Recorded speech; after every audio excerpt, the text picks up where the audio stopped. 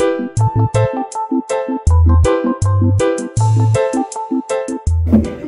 this is your question. Yes, hi, good afternoon. C. Harrison, journalist. You mentioned that you have tools, so I want to ask you, what tools do you have to bring both the politics and the economy together? Say that? What tools do you have to bring both the politics and the economy together? No, you mentioned that you had tools to bring both together. So I want to know, what tools are you talking about? Well, I just spoke to some of them. The incentive regime, the omnibus legislation that we are passing, the tax reform that are being passed, right? There's also pension reform. There's also labor reform, I must point out as well, which is very important. In September of this year, Jamaica will be introducing what we call flexi week legislation that will allow people to be able to determine the hours of their work. Hopefully, it will create an environment where there'll be job sharing. People can condense the week. They might take 4 days instead of 7 days to complete a job, and then if they do that successfully, they can probably find another job or create some other opportunities for themselves. Those things are coming. The government presently now is doing, has brought to Parliament a new procurement piece of legislation that is going to see reform of the Office of the Contractor General and the National Contracts Commission, and those two entities are actually going to be separated. But the reform in relation to the procurement procedures is because the government procurement is about 30 to 50% of the economy. And this is again another area where Jamaican companies, whether they are local or diaspora-based companies, can in fact get in on the action where procurement is concerned. And I give you an example. The government right now is deploying some 40,000 tablets in schools. And by the time we come to next year, there will be 600,000 tablets in Jamaican schools, in the hands of Jamaican children, in the hands of Jamaican teachers. Those tablets have to be provided by somebody. They are being provided by local companies, but members of the diaspora could provide services. There's the issue of content that is going to become important. And the fact is, you want to have culturally relevant content. There are Jamaican writers, there are Jamaican animators who can provide these services on these particular platforms. So in terms of the tools, using that word more figuratively than literally, the fact is that the government is taking on a program of policy and legislation that is modernizing the economic space of the country. When we talk about the logistic hub, that again is a seismic shift that is taking place in the country. And as a matter of fact, I haven't even spoken about the port community system. When you talk about the port community system, this is where the processes at the port is going to become automated to international standards, that you can clear your goods from the wharf without interfacing with any human element. You do it through electronic means, right? We are 90% there where that is concerned, because in order to make Jamaica a logistic hub and integrate it into the global supply chain, it means that you have to be able to do real-time delivery of services. So those are the things that are taking place, which is why I'm saying to everyone present here and those who are listening over the internet, that Jamaica is serious about the issue of business and economic development. And whether you believe it or not, the ship is about to leave harbor. There's two ladies in the back, one in pink. Hello, good evening. Erin Hilton, the Studio Museum in Harlem, and the Young Professional Network of Jamaicans. I just had two questions, both concerning to outreach with youth and younger second and third post-independence Jamaicans in the diaspora. The first being that, fingers crossed, I do get married and my name changes. In terms of input into this system, is it a survey? Would I be recounted again if I did it a second time? how do those name changes go within the current system that exists? I think that's a very good question that you have raised.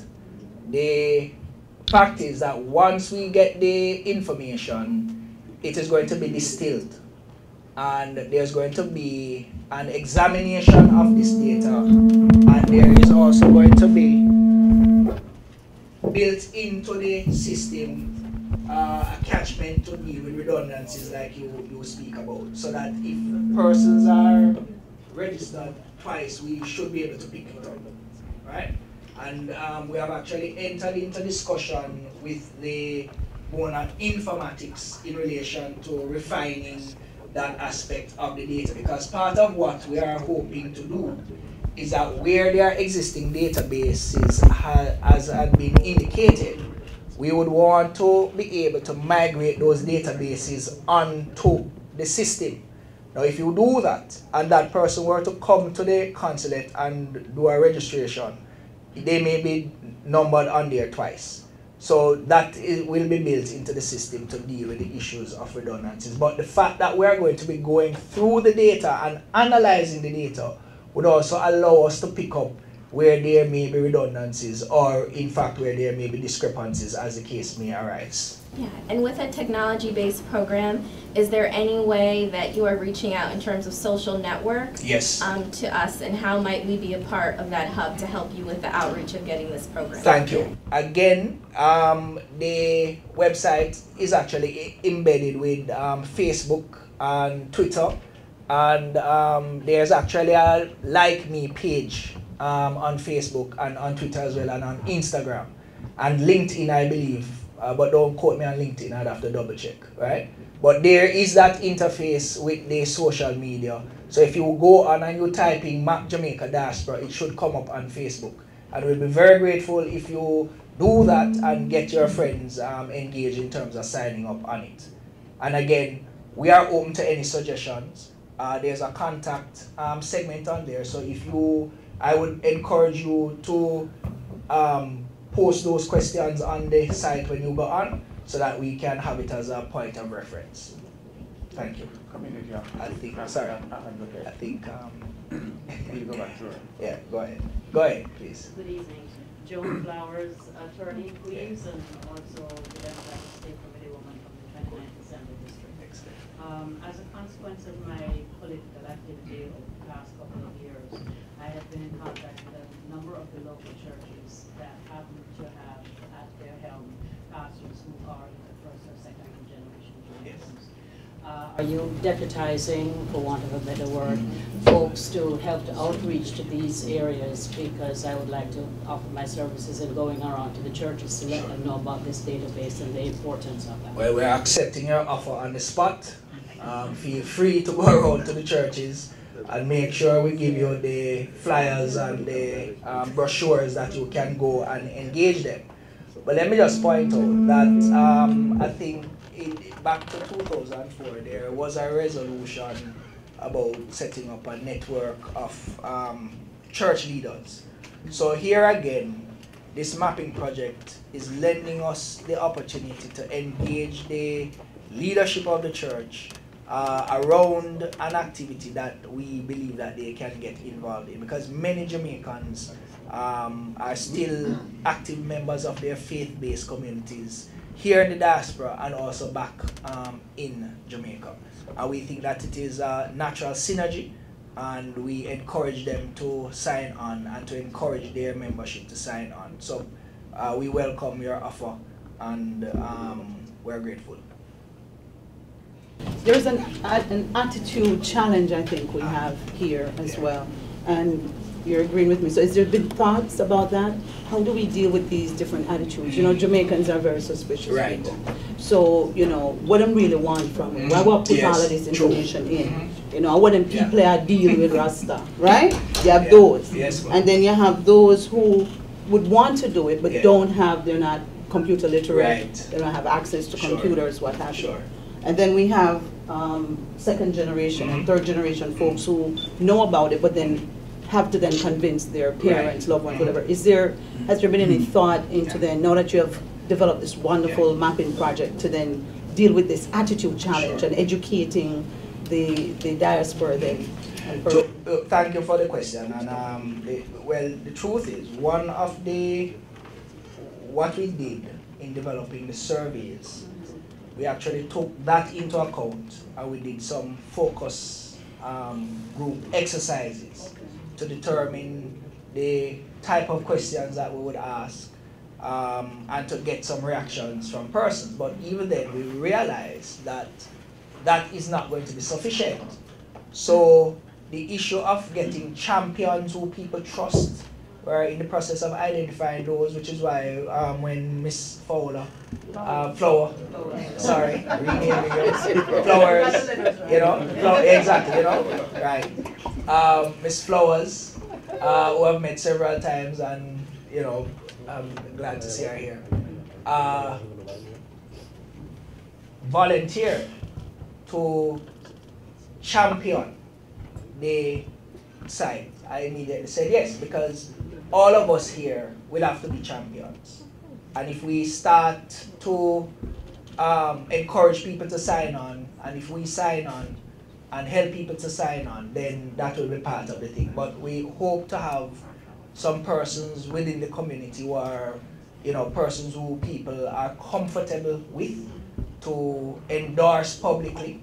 And indeed, right? And we are seeking to probably run a campaign, in relation to it. So those things are being worked out as we speak. But in the meantime, we are having these type of engagements where people are free to ask questions, to raise their concerns, and try to address those concerns and allay those concerns as possible. The truth is that in relation to persons who may not be computer literate, we really have to rely on persons who are in fact literate to assist them in getting onto the website. I was going to suggest that you could probably print the questions and collect the information and then put them up. But I think we will have to look at that in terms of whether the survey actually allows you to print it. Because if you notice the demonstration just now, it takes you from field to field. So you have to complete the first field in order to go on to the next field. Now the truth is that, but it allows you though to save the fields that you have completed. So you can go back to completing it without having to start it over from scratch. That was part of the discussion we have, and it should be able to give you that functionality. But we will have to look at making the actual survey itself printable so that people can collect the information and then upload the information for those persons who may not be computer literate. Yes. And there. Good evening. I sincerely hope that this is the epiphany that you Christians have been waiting for. As a veteran of the diaspora movement, I was beginning to feel like I'm a one-night stand. I believe the government's president and farmer has been treating the diaspora as a one-night stand. And you mentioned a moment ago about bringing your checkbooks and invest and so on and so forth. And I try to convey to the government from time to time that we're not that type of investors. We don't have the big money that the corporations from America and China and so forth can come and dump in Jamaica. We don't have that. We are simple people who travel outside of our comfort zone, and we come into the Western world and we work, we all raise families, we support Jamaica, both here and back home. And as diasporans, we expected the government to meet us more than halfway. You talk about the Jewish diaspora. You don't want the Jews deal with their people, they go overboard to deal with their diaspora. The governments of Jamaica have to find a way to court us, the diaspora, and to work out things with us that we can handle. Because we're a splinter group of people. We have a little disposable income, yes. But most of us, as I just got through saying, are not money people. And we are willing to pool our resources together and to invest in our country. But the government have to make these things inducive to us. We cannot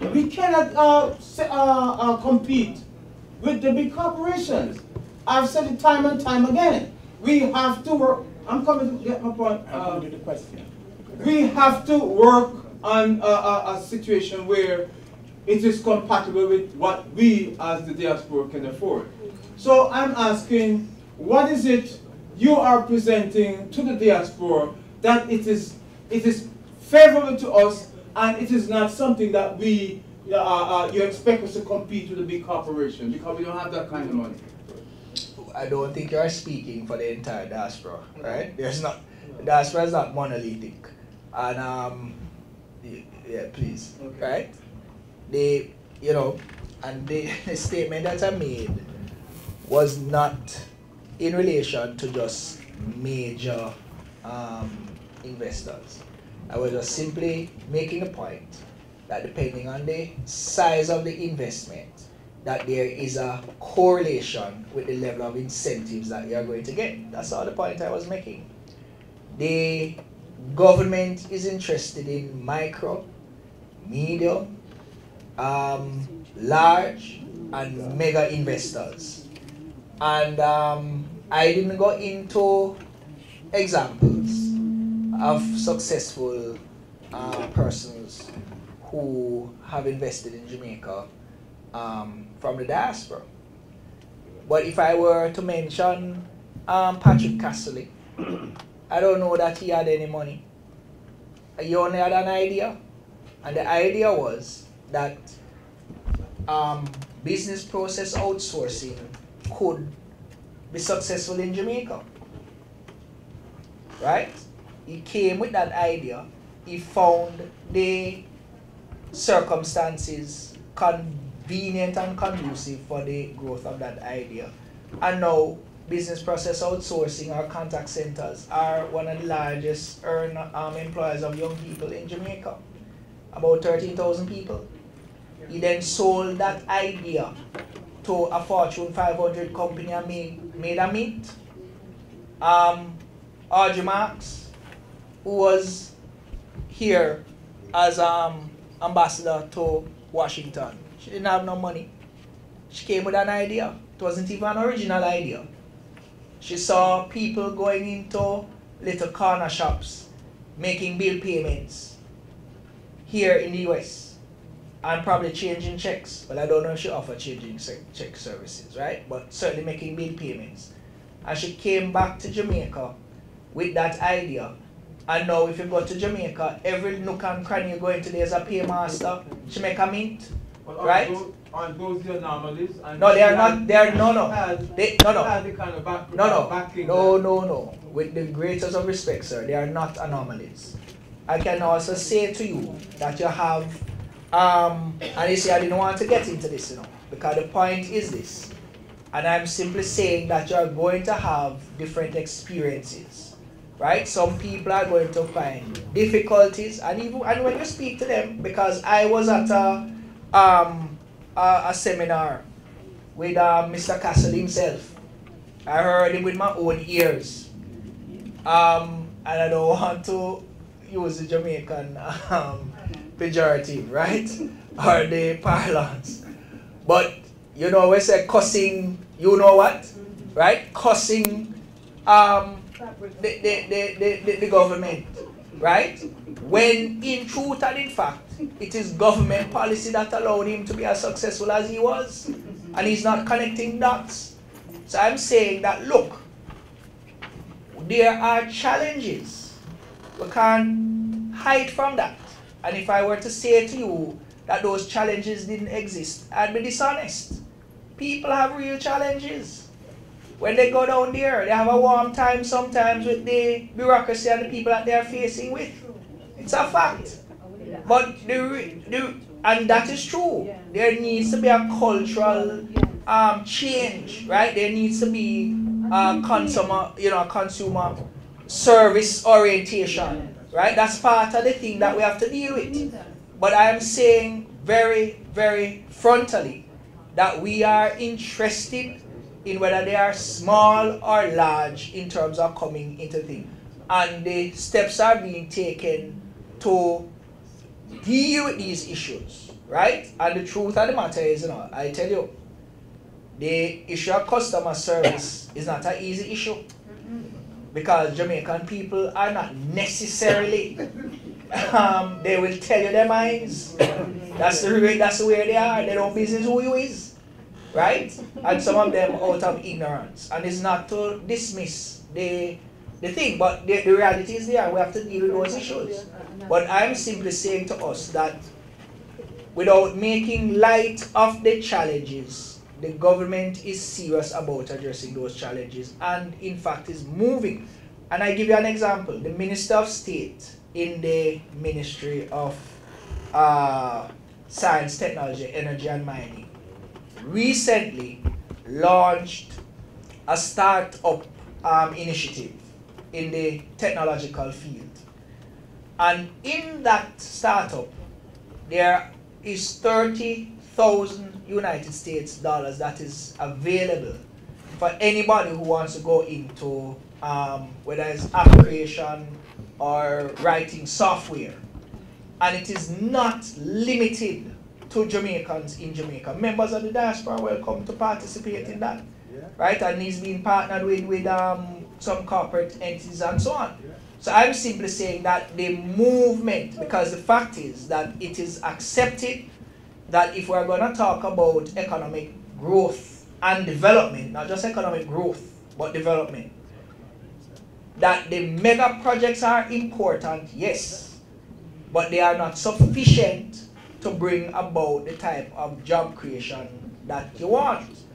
It is established that job creation is a function of small and medium enterprises, and therefore there is the policy movement to encourage that.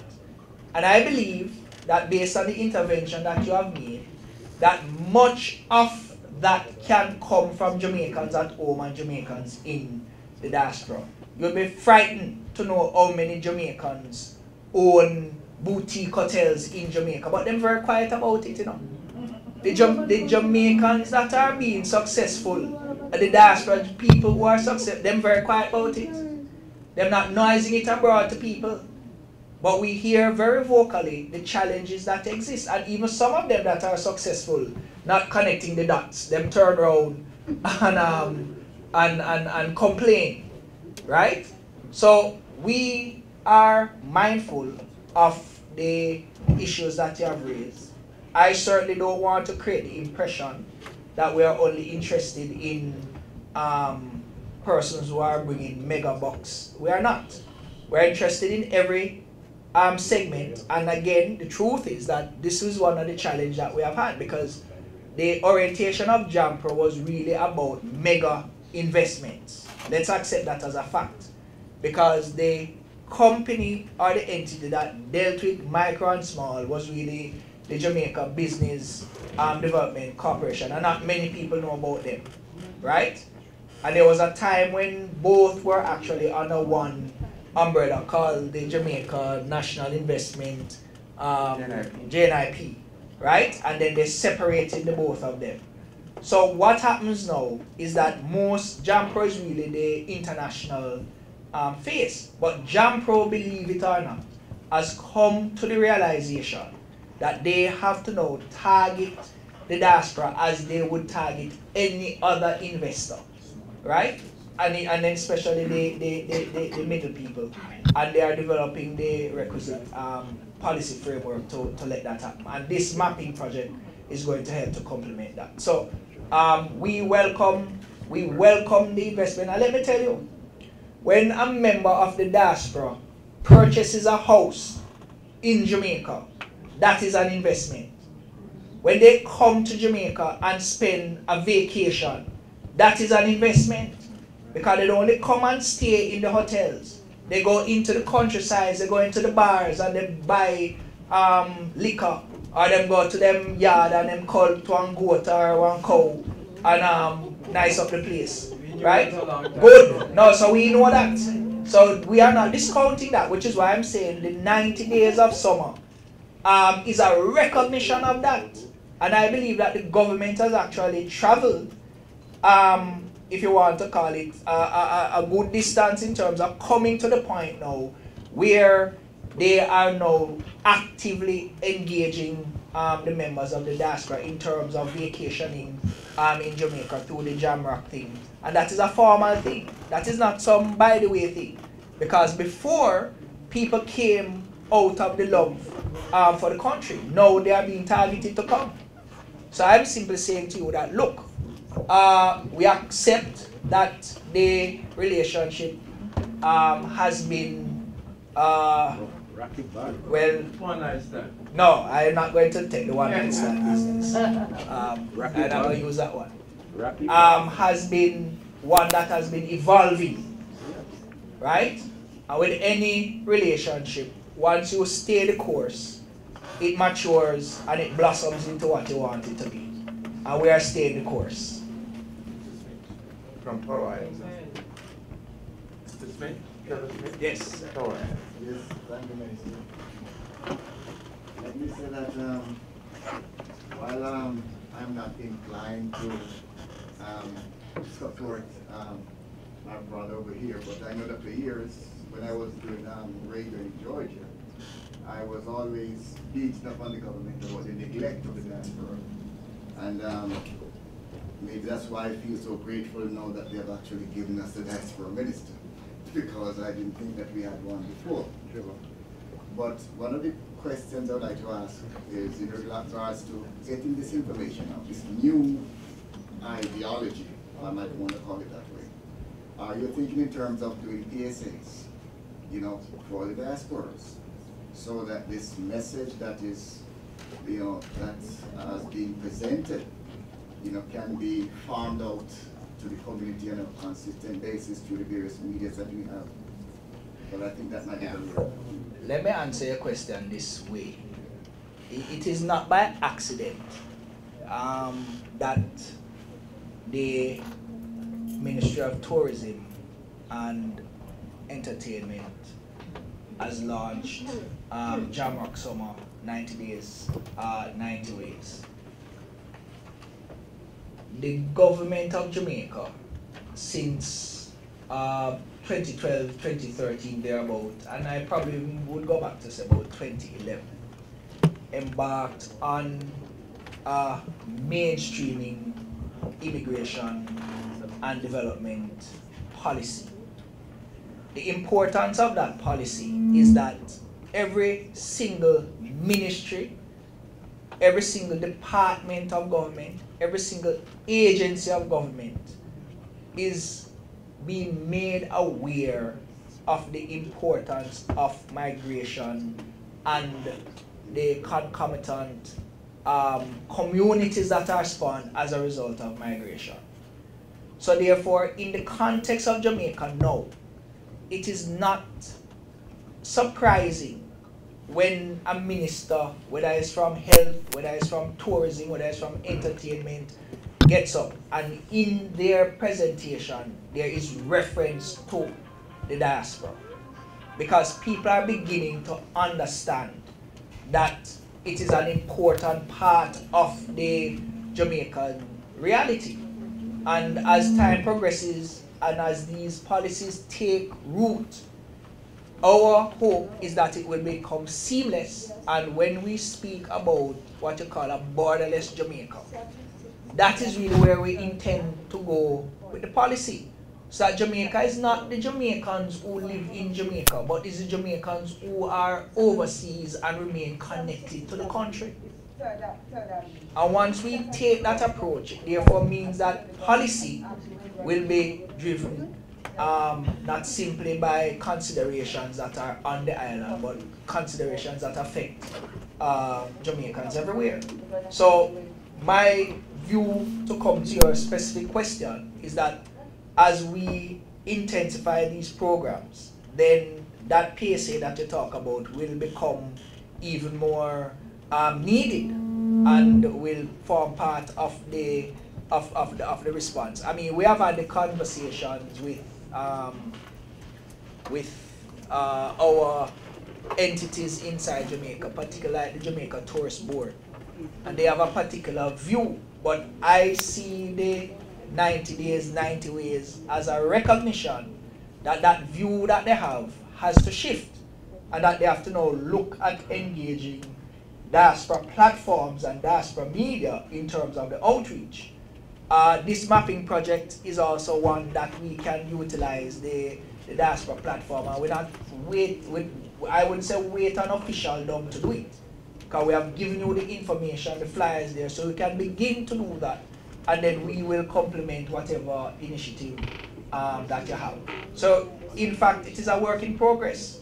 My friend referenced Israel, which I also referenced, but bear in mind that Israel has been at this diaspora thing over 67 years. If you date Jamaica's modern diaspora movement or formal diaspora movement, you have two periods that you can date it from. You can date it from 1992 to 93, when we had the Returning Residents Initiative, and then you can date it from 2004, when you had it in its modern format. If you do that, it is less than 20 years. So it therefore means that we have some amount of evolution to happen. But I think that if you were to compare where we are now with, say, the earlier period, there's an acceleration that is taking place and a mainstreaming that is taking place that will allow us to see the type of results that we want, both on the homeland side and also in the diaspora, because it is really a symbiotic thing. And we certainly don't want the diaspora to believe, one, that they are simply sources of remittances, and two, we don't want them to believe that they are a one-night stand. Real quickly, one last question. A third generation person wanted me to ask you, what about second generation? Oh, she's Jamaican. She is Jamaican. Thank you. She's a Jamaican. She wants to know about mobile devices and the fact that a lot of young people are on mobile devices. Is the mapping project accessible, and can you download it on your mobile device? Well, yes. If you have a smartphone, if you have an iPhone, and I dare say if you have a BlackBerry, they are becoming unreliable. But if you have one, I have a Samsung, yes, you can get it on those platforms, right? If there are any difficulties, you can let us know. We'll see how we can better improve the access. But yes, they are available on those devices. Let me go further and indicate and take this opportunity to announce that the Grace Kennedy is relaunching its Birthright program. And the Birthright program is a program where they employ second and third generation Jamaicans. The parents might be Jamaicans, the grandparents might be Jamaicans.